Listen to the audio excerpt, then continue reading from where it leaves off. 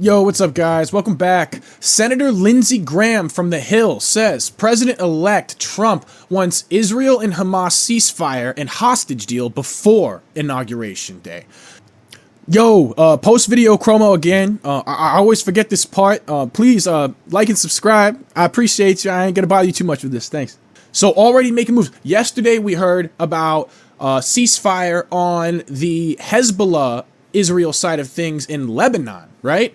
Now, today, Trump is pressuring them, hey, before I even get in office, I want to see a ceasefire on the Israel-Hamas side of things, dude. That would be great. That'd be a great move. Yo, we also heard Zelensky is willing to start talks with Russia to potentially work out some sort of deal with Crimea. He was saying, give you Crimea if you let us join NATO. What I think is the better deal for both of them on that side of things is, hey, let's work out some sort of treaty, or let's work out some sort of, you rent Crimea from us and then we charge you a portion of your revenues from the oil fields. I think that would be a great one. But anyway, we're talking about Israel Hamas right now.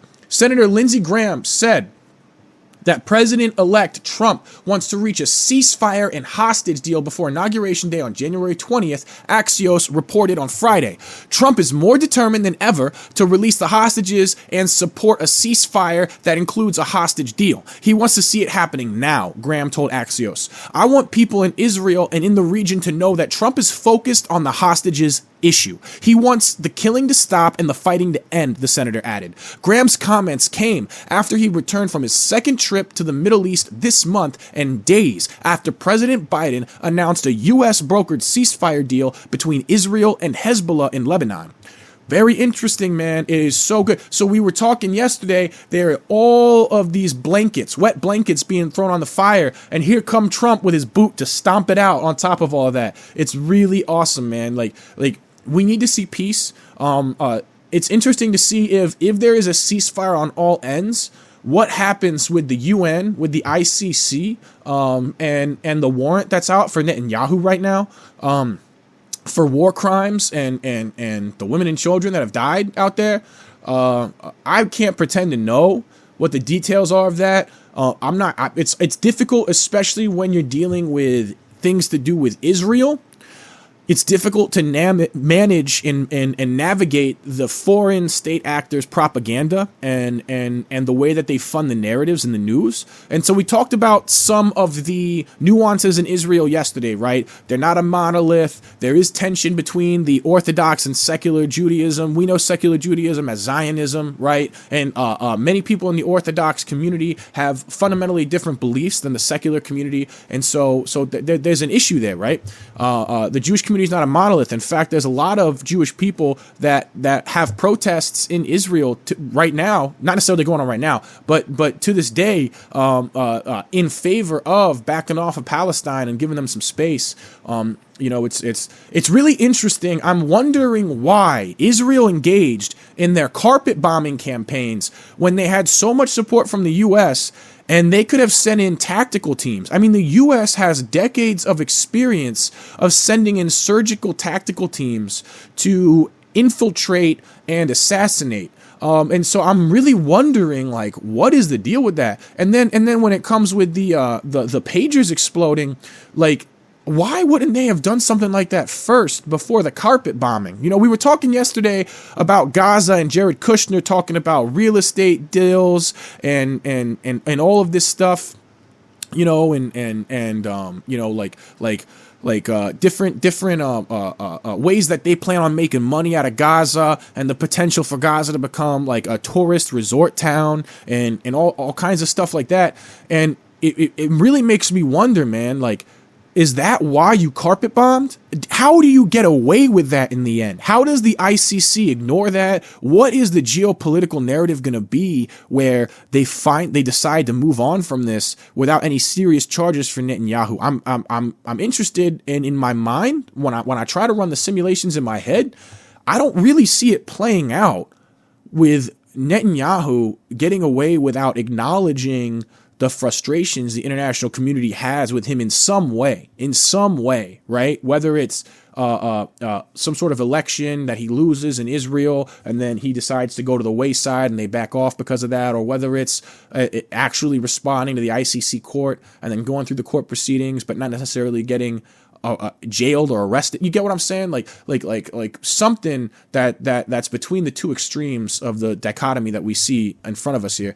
But yeah, man, no, it's crazy what they've been doing in Gaza, and it's crazy what they plan on doing with the land afterwards, bro. Because it's horrifying to see. You care so little about the lives of women and children, to see the pictures of the infrastructure before and after and how much has been destroyed. It's terrible, man. Like, dude, how can these children have a future? The amount of trauma that you have exposed the human species and the neural network that is the species to is next level, bro. Dude, Graham's comments come after he returned from his second trip in the Middle East this month and days after President Biden announced a U.S. brokered ceasefire deal between Israel and Hezbollah in Lebanon. Trump's transition team received briefings on the Lebanon ceasefire deal, which follows nearly 14 months of intensive rocket fire, airstrikes, and an Israeli ground invasion into southern Lebanon, man. They go no holds barred, bro. Dude, if you so much as look at Israel the wrong way, they will be up your ass, dog. Dude, Amos Hochstein, Biden's lead negotiator on the ceasefire, led two briefings with Trump's national security team on the tenets of the deal, which was announced on Tuesday, and the U.S. commitment to providing oversight of implementation. So extra confirmation that Trump was not involved. We talked about the parties involved with that ceasefire the other day, and I'm pretty sure Trump wasn't involved with that. I'm wondering though if it has to do with the pressure that he's putting on the international community, right? But yeah, man, no, it's interesting, dude. It's really relieving to see some level heads prevail here, okay? Because man, dude, for too long, the world has been so excited to run us straight into nuclear war. I mean, I get that they're losing the narrative and they're losing control of the political narratives in our space right now. But dude, like running us straight, I don't understand what they think. People are going to realize, like, dude, when the progressives and the radical extremists on the left all over the world and how they're connected to billionaires that fund social change and grassroots movements, like that connection is obvious now and everybody's aware of it. And if they try to hide this with some sort of world war, we're going to know and we're going to blame them for it. So this whole idea that you have an out, dude, your only out right now is to say, I'm sorry and I'm going to stop. Okay, that's the out, right? Trump has said Israel needs to finish the war quickly, though, as with Russia and Ukraine war, has offered few specifics on his plans to end the conflict. The latest in politics and advertisement. What I said very plainly is to get it over with, and let's get back to peace and stop killing people, Trump told radio host Hugh Hewitt in April. They have to get it done. They have to get it over with and get it over with fast because you have to get back to normalcy and peace. Right, we got to get back to maritime trade.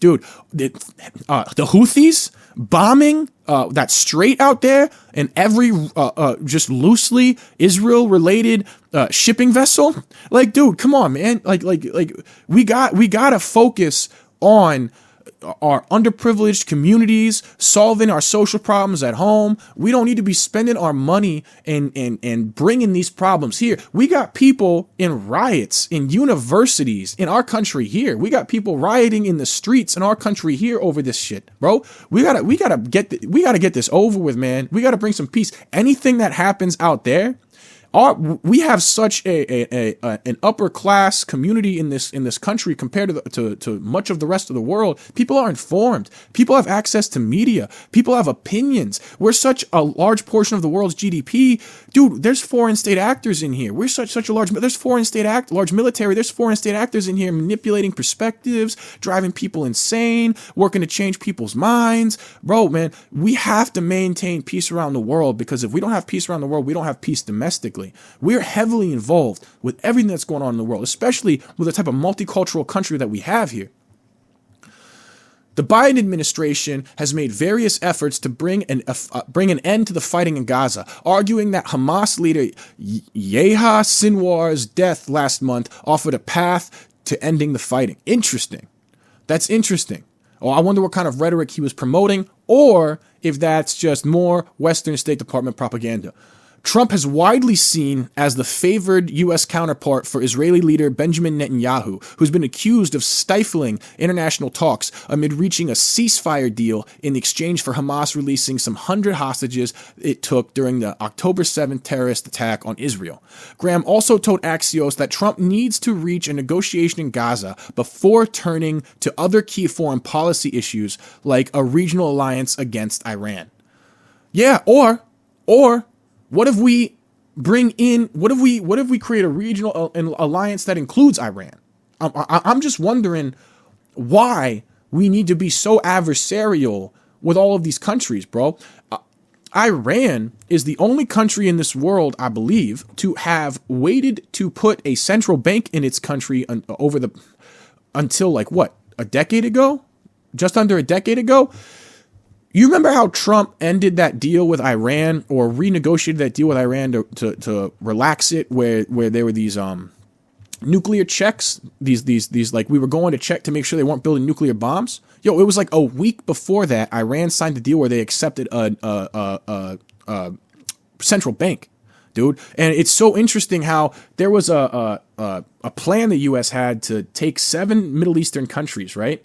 And it mapped exactly with a plan to expand the central banking system over the Middle East. Anyway, that's a whole different story. I got to get a bunch together if we're going to get deep into that type of thing. But, I think it all comes back to the central banking system. I think it all comes back to managing access of resources and energy, the energy that we use as the middle and lower classes. I think that managing that energy and managing our access to energy and technology is part of the way that they convince themselves that they're secure in their position.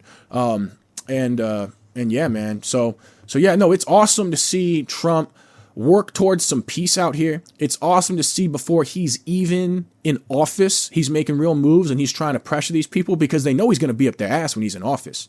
He's not playing games. The dude wasn't playing games last time. So, I'm excited to see it. I'm excited to see some positive change come in. I'm really hoping for classical liberalism. I'm optimistically hoping for classical liberalism. I've been frustrated since I was 12, telling people about the presidential daily briefings that Condoleezza Rice was giving George W. Bush a month before the 9/11 attacks. And I was exposed to Saudi Arabia's involvement really early. And a lot of that stuff kind of shaped my perspective of the world. But as someone who's been extremely frustrated with how the media controls narratives in our cultural zeitgeist for a long time and has been very black-pilled on it for a long time, it is really nice to see these changes and this resurgence that's happening. I got a history and stuff of other things that I was involved in because I expected social collapse, and I was trying to position myself for collapse for when supply chains broke down. But I did it the wrong way. I made some mistakes. I got into trouble. But it's really great to see that instead of things going in the direction that I thought they were going to go, they're going in a different direction. It's really exciting. This is not a long video today, right now, guys. I got another segment coming up, but I just wanted to pump this out because there's not much news coming out right now with Black Friday. It's the weekend and everything. And I just want to let y'all know, man, hey, there's good news out there, guys. There's stuff that's happening that's in line with the peace that we want for the world, that's in line with classical liberalism. Yo, please check out itschromo.com. It's chromo.shop.com. Thank you so much for watching. Please like and subscribe. I appreciate you guys. You guys are amazing. And I'll see you guys in the next one. Thank you so much.